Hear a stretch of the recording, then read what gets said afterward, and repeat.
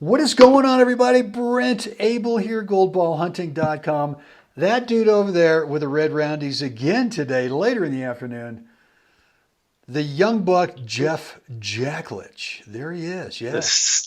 the California sunset, not quite sunset because it's still early, but it's shining through here, putting the haze on me. Well, look, just like we promised 283 days ago that we would publish every day, we're getting a little late start to today's, which is October 23rd, Wednesday, episode number 283. I think that's right, 283, But yes. damn it, we're doing it. We're going to do it.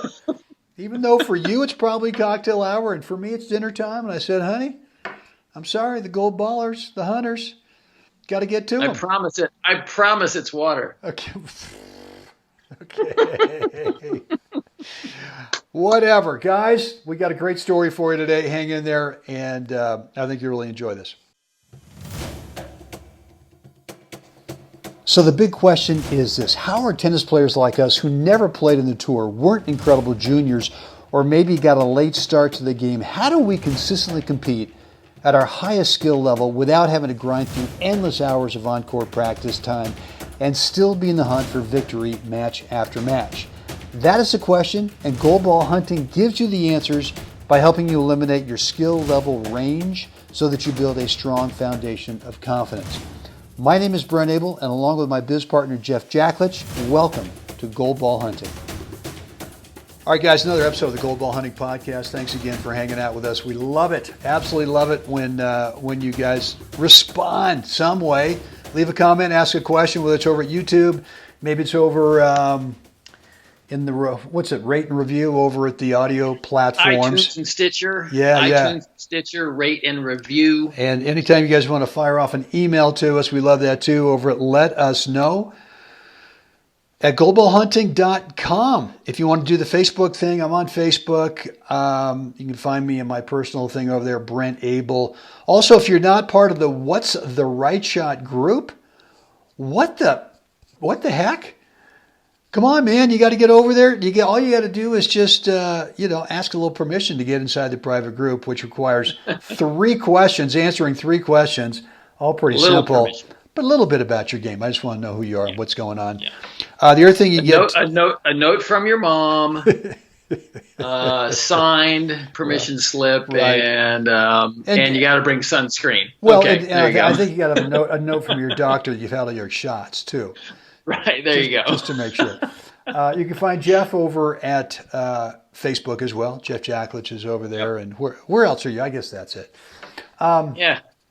So, guys, listen, was it yesterday? Because you talked to Mike today. I think we'll leave Mike's last name out of here just in case we shouldn't be, if he wants the privacy. Yeah. Anyway, but we got a new student who was a strong 3.5, and he got fired up about one of our recent episodes, Jeff, talking about tournaments. And if you really want to become a better tennis player, it's not about grinding on the ball machine every Tuesday, Thursday, and Saturday and just drilling mindlessly cross court. That would be Monday, Wednesday, and Sunday. So you got to start playing some matches if you want to get better. And that's really... and plus you got to take it up a level from the practice sets, the practice matches. You got to play in the arenas where your results are made public, whether that's tournaments, whether that's leagues, or maybe it's even a friendly match where you guys agree beforehand, hey, let's go ahead and the result, we're going to post it up on my Facebook page, or, we'll email Brent and Jeff and say, all right, here's the results today. I lost to so-and-so. Go ahead and put it up there on your Facebook deal. Right. But so that it's made public. And I think way too many players, Jeff, kind of hide behind the reality check of their results. Yeah. And it's easy to talk a big game with the fellas. But if you're not really making your results public, I'm not saying that every match you play has got to do that. Not every practice match has to do that. But once in a while, right. If you're not playing the tournaments or league matches, then somehow make it public. Even if you put it up in the blackboard when you walk into the clubhouse, Yeah, I think I'm going to jump in here because this is something I made a decision on back in 2012 when I started playing again. I had a gap in there, between teaching and then stepping out of the teaching, for about 10 years and then jumping back in because I felt the call to jump back in. Good. But I also made a promise. Once I started playing tournaments again, I played at that time it was the Babolat, which is now the Wilson in Palm Springs. That was my first tournament back in. And then 2 weeks later, I played the Worlds in San Diego. But I made a promise to myself as a coach and as, a teaching pro, that I wouldn't voluntarily start talking about my results with the members at the club. I was going to, first they had to ask. But in teaching a clinic or something like that, I also made the promise to myself that I'm going to use my losses more than my wins.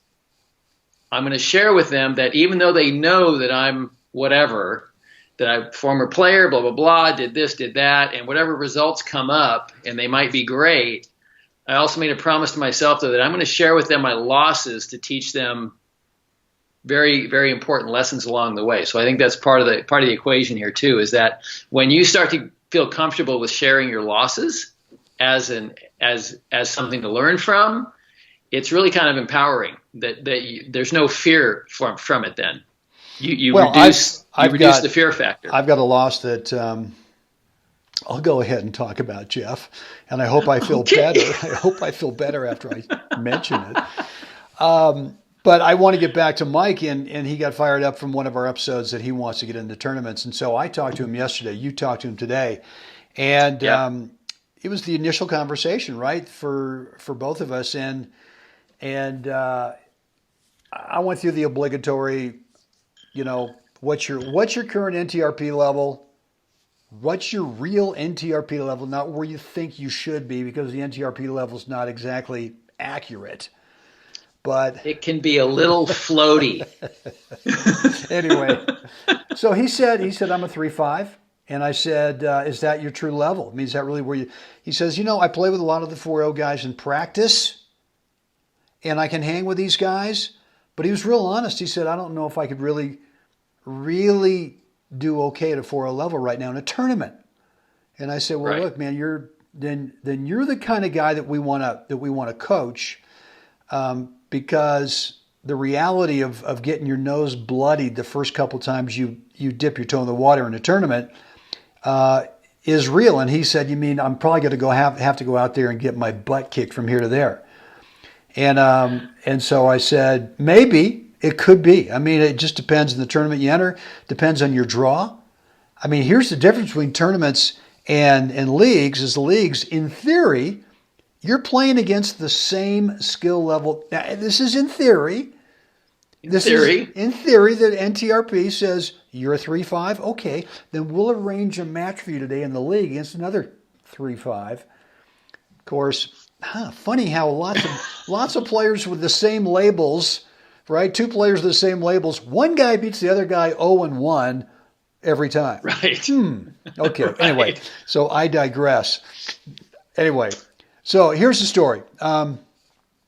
When I got back into, I played a little bit as a junior, and then I played when I went to prep school in Colorado for 4 years, but that was seasonal. That was just in the fall for about 8 weeks, and then there was always 2 weeks of football after that, and I couldn't wait. And the whole tennis season, I played number one, so it was a couple of times I asked football coach, and they were both in the same season back then.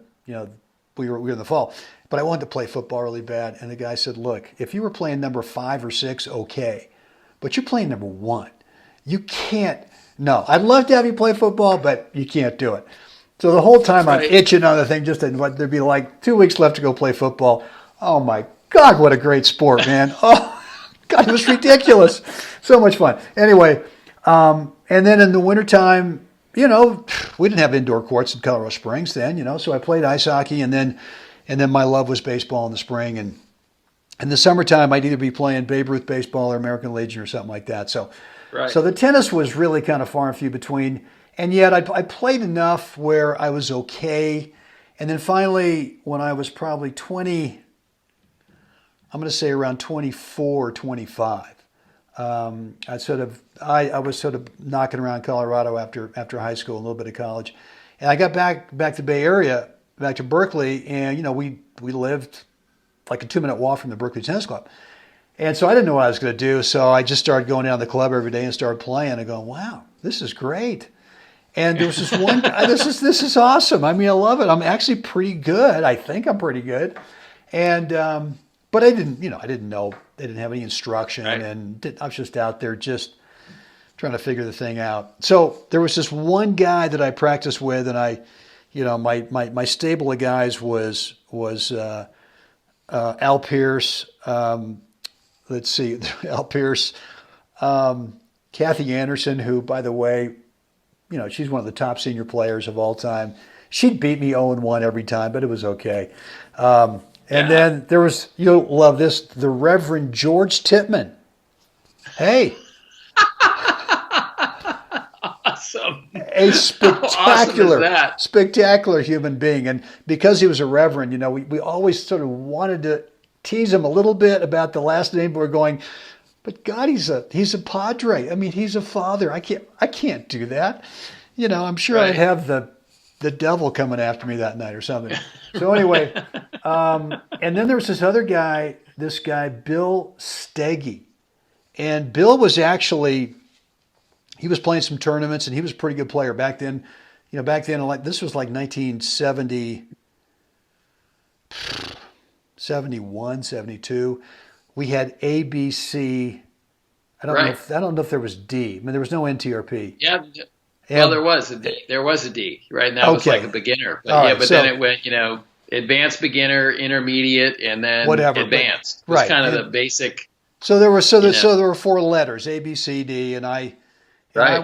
I was good enough to be able to play in the B's, right? So I playing Bill Steggy, and Bill would, I'd see him from time to time, and I'd say, hey man, what'd you do this week? And he said, oh, I went over there and played the B's down there in Monterey. I said, what's that?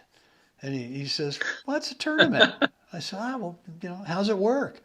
And he'd tell me all the things. That sounds great. So Bill and I would play, and we were in practice super close. I mean, it was like we'd play matches, and I'd win half the sets, or I'd win half the matches, and he'd come back and said, oh yeah, I got the semifinals of this B tournament. And I'm going, well, God, if he can do it, why can't I? So I can still remember this, and as I'm telling the story, I'm still getting a little heebie-jeebies on it. So so I enter the Walnut Creek Bees.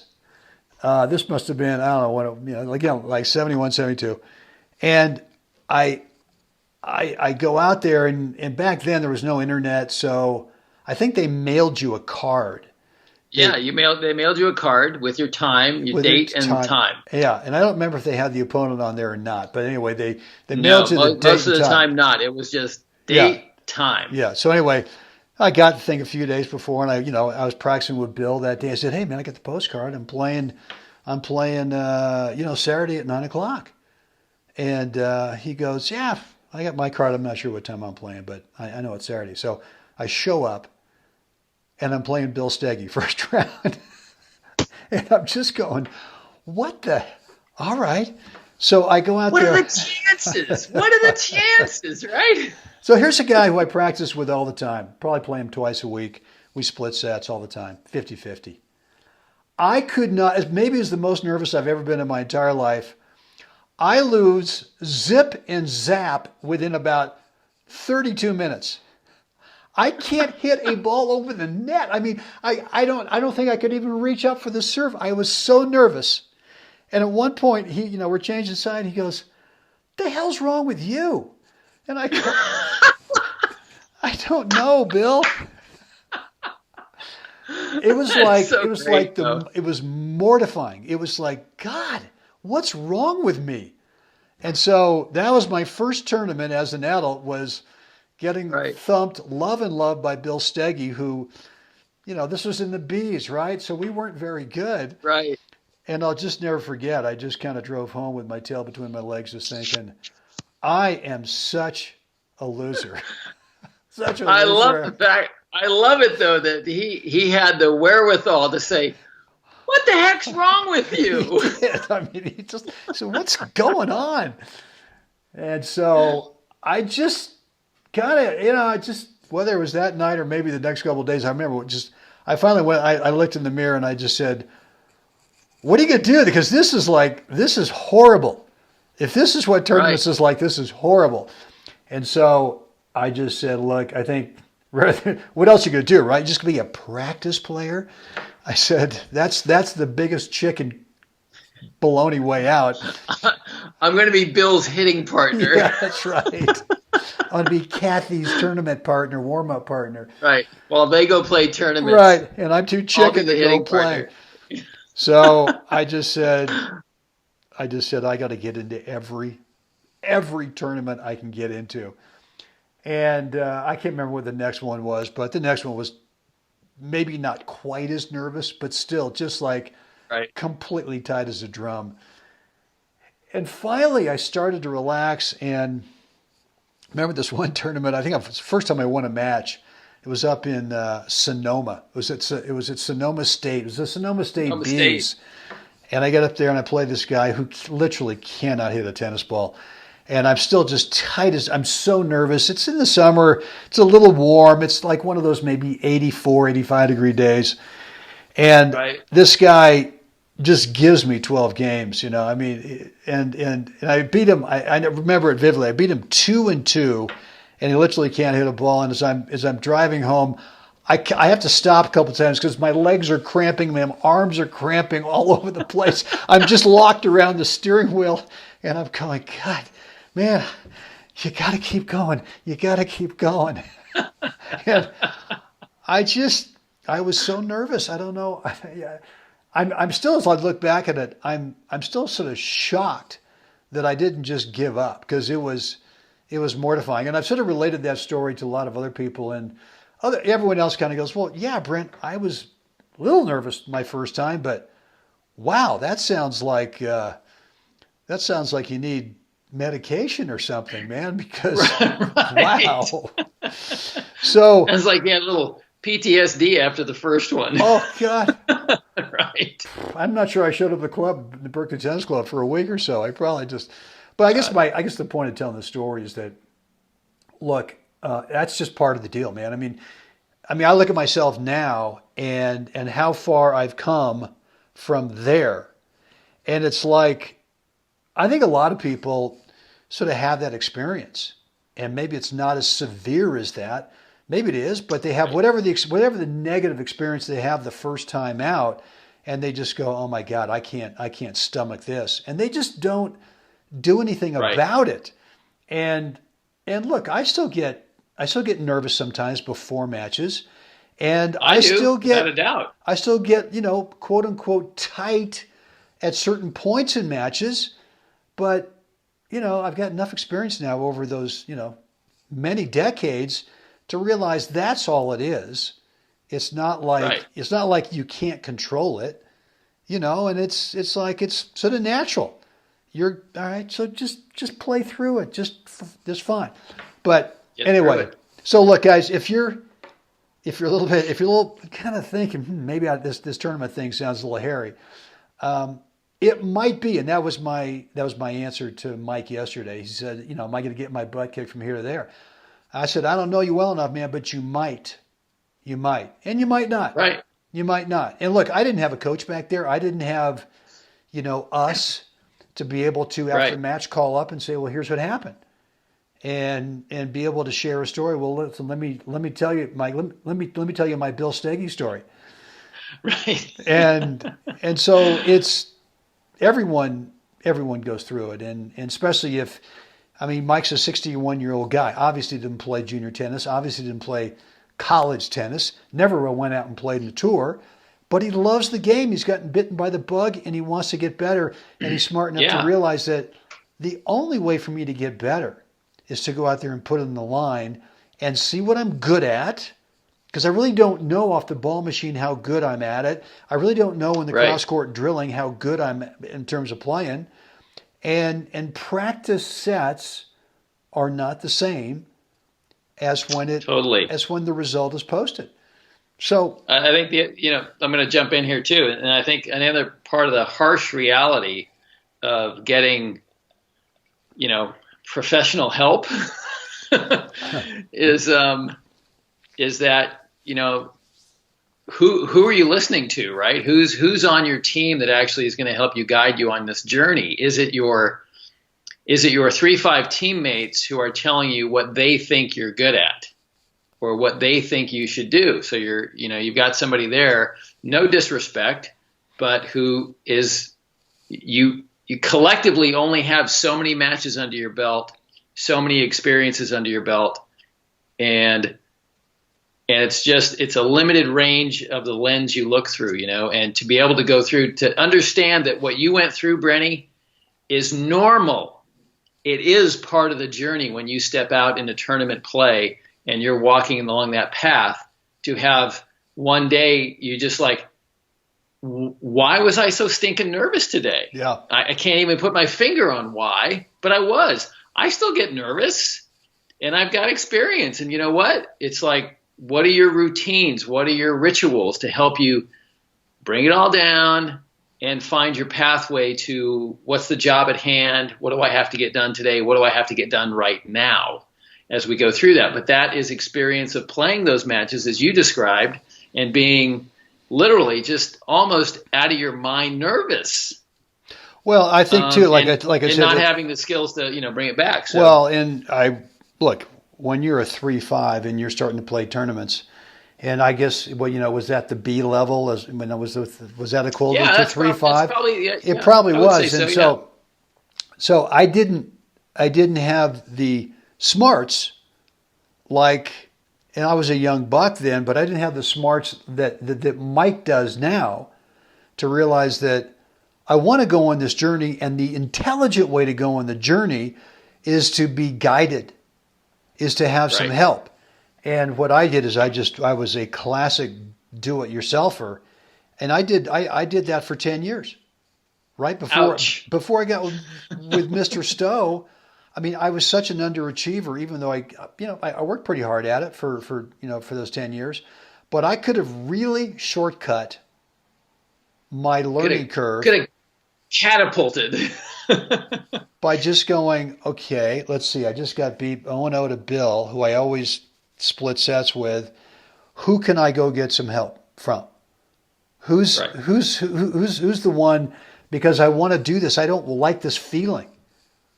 And I'm not going to quit, because what am I going to go do? I'm going to keep playing. And so I guess my biggest regret in my tennis career is not seeking out professional help from the get-go. Once I decided I want to start playing tournaments, look, if I decide that I just love the game and it's fun just to kind of rally the ball around, it's a beautiful day, and I know some guys at the BTC, the Berkeley Tennis Club, who do that. They couldn't care less about competing. And there are days when I kind of envy them, because I look at them at the court and they're just smoothing the balls all over the place. They're having a great time, and they don't care. And I knew that wasn't me, though. I knew that I had way too much of a competitive, thing going on, where and so that'd be my big regret in the game, is that I didn't seek out, which I did in my early 30s with Kinger. And I remember even though I talked to Kinger, I said, well, where you getting this stuff? And he says, well, Tom Stowe. And so I remember thinking, okay, and I remember calling up a couple of guys after Doug had told me that. And one of them was a guy named Dean Slowbaum, and I've told you, Dean, BTC, Stanford, and good player. But I had a lot of respect for Dean, and I said, hey, Dean, if I was to go see somebody right now, who would be the person in Northern California? And without hesitation, he goes, Tom Stowe. And I went, okay. And I called up someone else, and I can't remember who the other person was. But without hesitation, that guy said Tom Stowe. I said, great, okay, Tom Stowe. Mr. Stowe, how you doing? And I begged my way in there, and I was so lucky because he could have said, I'm an old guy right now, not me, but he would have said about himself, he probably didn't know it at the time, but he passed away like within 2 years of me making that phone call. And he could have said, you know what, I'm fine with these guys, with these 3 guys. I really don't want to take it on anyone else. But I appreciate it. Right. And that's just priceless. The opportunity you got there to be in his presence, to be able to not only pick his brain, but have him just like, here, you can either listen or not, but I'm giving you the keys to the kingdom. That's right.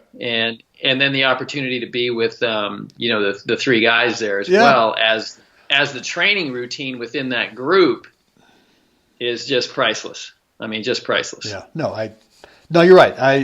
I'm super grateful for all the things that conspired together to make that happen for me. Right. And I just wish it had happened 10 years later. I'm not complaining, but it's like, hey, come on, knucklehead, you should have done this 10 years sooner. So I guess the message today, guys, is that if you are on the fence about whether you want to really, really take your game up and really get better and see how good you can get, doesn't matter what age you're at. Mike's 61, and I'll tell you right now, within the next couple of years, this is assuming that he does the work that we're gonna give him. Right. It's gonna be fun to watch this. It's gonna be great to watch this, and so I guess if you're on the fence, then my suggestion would be, well, let me nudge you off the fence into just do it. At least try it. Right. But you need to get some guidance. You need to have a clear path. Of where you want to take your game, and we'd love to be the ones to help you do that. So the best way to start is we're offering you guys a free private 10, 12, 15-minute coaching call, whatever it takes. Let's get on the phone, kind of dig in, see where your game is at right now, see how much time you've got, see really your level of how serious you are about wanting to do this thing. And I promise you that Jeff and I will give you something to at least put you on that path to get started. Right. The way to get onto that call is go over to goldballhunting.com, drop in a first name and email address, and click the button. You'll get access to our online calendar scheduler. Guys, if you're still on the fence and you've been on our email list for a while, what's going on inside there? Click the link in any email that you get from us, and same thing, you get access to our online calendar scheduler. Jeff, what do we want the fine folks to do right now? Like us, share us, please subscribe, let us know what you think down below. iTunes, Stitcher, rate and review, goldballhunting.com. Spread the word. Yes. That's right. All right, guys. Well, we're coming to a tournament near you. That's true. In fact, well, let's see. We're going to be down. We got here's the plan. Everybody is Jeff's working on on a new Gold Ball Hunting logo, which we're going to get one of those pop-up tents, and it's going to be logo central on the tent, and we're going to be. Yep.